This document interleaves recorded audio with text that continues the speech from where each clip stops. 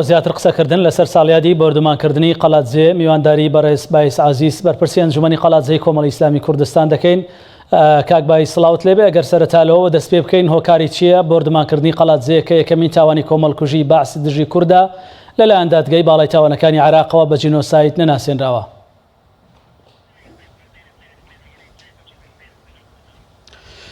بەناوی خوای گەورە سەرەتا لەخوای پەروەردگار داواکارم کە نوێژ و تەعات و ڕۆژی هەموو لایەکی قبوڵ کرد بێ. بەڵێ دیارە ئەمڕۆ نزیکەی نیو سەدا و تا 46 ساڵ تێپەڕ دەبێت بەسەر کارەساتی بۆ دومانکردنی شاری قەڵاتجێ لەلایەن ڕژێمی لە ناوچەی بەعس کە بە فڕۆکە و لە ڕێگەی ناپاڵمەوە ئەم شاری خەڵتانی خوێن کرد. بێگومان لە ئەنجامی ئەم بۆردومانەدا زیاتر لە 163 هاوڵاتی ئەم شارە شەهید بوو و زیاتر لە 253 هاوڵاتی بریندار بوو و لە کاتێکدا کە شاری قەڵاتجێ لە باوەشی گەرمی بۆ شۆڕش و شۆڕشگەڕان کردبەوە و زانکۆی سلێمانی لەم شارەدا بوو و زانکۆشیدایە بەر ناپاڵم و لە ئەنجامدا پیر و گەنج و لاو و خوێندکاری ئەم شارە خەڵتانی خوێن کرا. بەڵێ مامەستا پرسیارەکەمان ئەوە بۆ بۆچی تا ئێستا بۆردومانکردنی شاری قەڵاتجێ کە یەکەم تاوانی ڕژێمی بەعسە کە کۆمەڵکوژی تێدا ئەنجام درابێت دژ بە گەلی کوردستان لە دادگای تاوانەکانی عێراق تا ئێستا بە جینۆساید نەناسێنراوە؟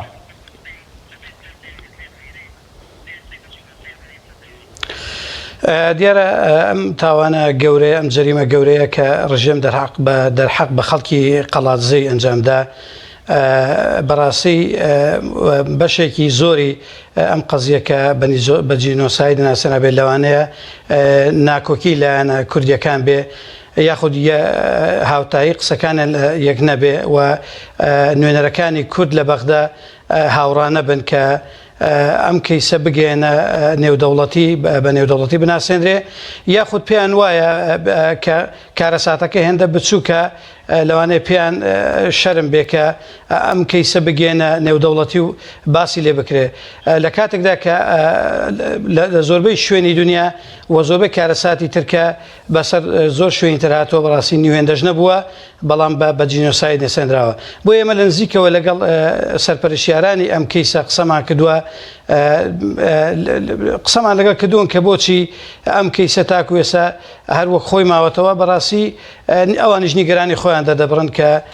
پێیان وایە کە هیچ شتێک نەکراوە، هیچیش ناکرێ و دەستیان لەو قەزیە شدووە کە ئەم کەیسە بەڕاستی بە جینۆساید بناسێنرێ. بڵێ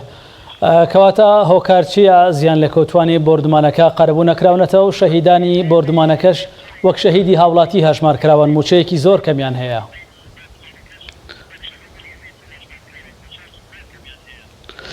بەداخەوە بەڕاستی لە کاتێکە کە زۆربەی لایەنە سیاسەکانی هەرێمی کوردستان پێیان وایە کە قەڵاتجێ و دەڤەری پشدەر لانکەی شۆڕش و خەبات و بەرخودانە،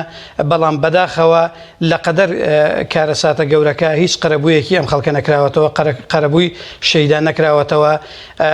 تۆ کە باسی موچەیەکی چەند سەد هەزار دیاری دەکەی، ئێستا ئەمەش ئەم موچەیەش کە ئێستا دابەش ناکرێت بە چەند مانگێک جارێک دابەش دەکرێت. ئێش و مەعاناتی شەیدانی قەڵاتجێ بەڕاستی زۆر گەورەیە،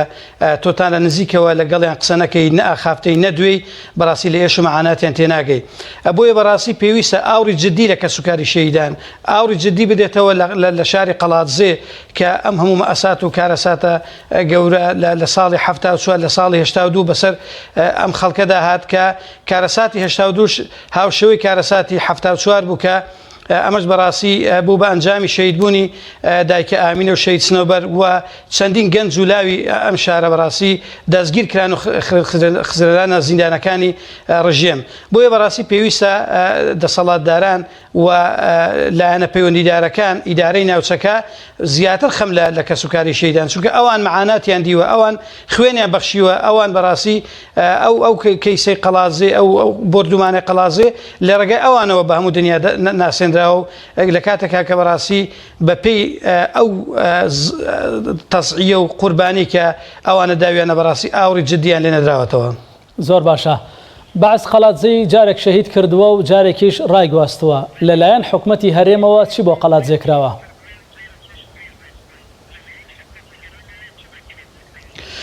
بەتەکید ینی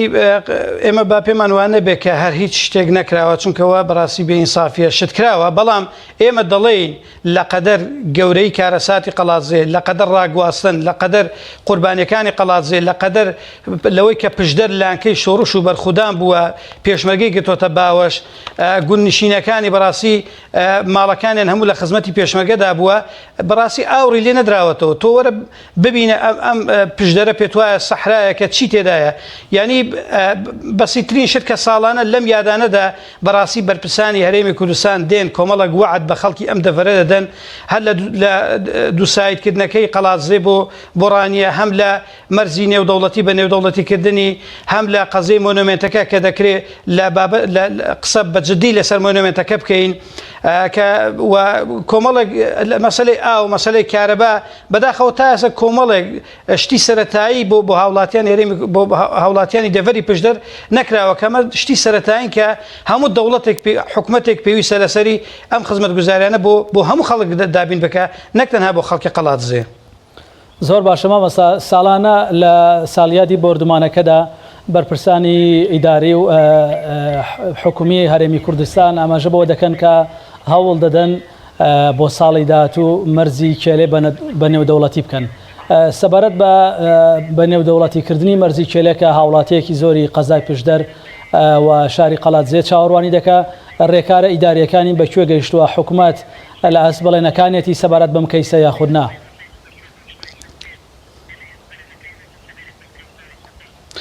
بەنێودەوڵەتی مەرزی کێلێ دیارە بەڕاستی ئەم ساڵ کۆنفرانسێکرا لەسەر بەنێودەوڵەتی مەرزی کێلێ لە قەڵاتزێ کۆمەڵێک ڕێکخرا و ئەوانە پێسان ئێمەش بەشدار بووین لەوێ کۆمەڵێک بەرپرسانی هەرێم لەوێ بەشدار بوون و نوێنەرەکانی لە بەغدا بەشدار بوون بەڕاستی گرفتەکە گرفتی سیاسیە گرفتی ناوخۆیی هەرێمی کوردستانە و باز لە زۆر شت دەکرێت نقطەی سفری مەرزی وەتاوەکو ێستا ئەو شوێنەی کە مەرزەکەی تێدا لەگەڵ دەوڵەتی ئێران یەکلانە بۆتەوە بەڵام بەڕاستی ساڵانە کە ئەم وعد و بەڵێنە بە خەڵکی دەڤەری پشدە دەدێ بۆی کە مەرزی نێودەوڵەتی مەرزی کێلێ بە نێودەوڵەتی بکرێ بەڕاستی خەڵک تا ئێستا هەر چاوەڕوانە خەڵک بەڕاستی بێزار بووە لەوە کە تۆ وعد و بەڵێن بدەیت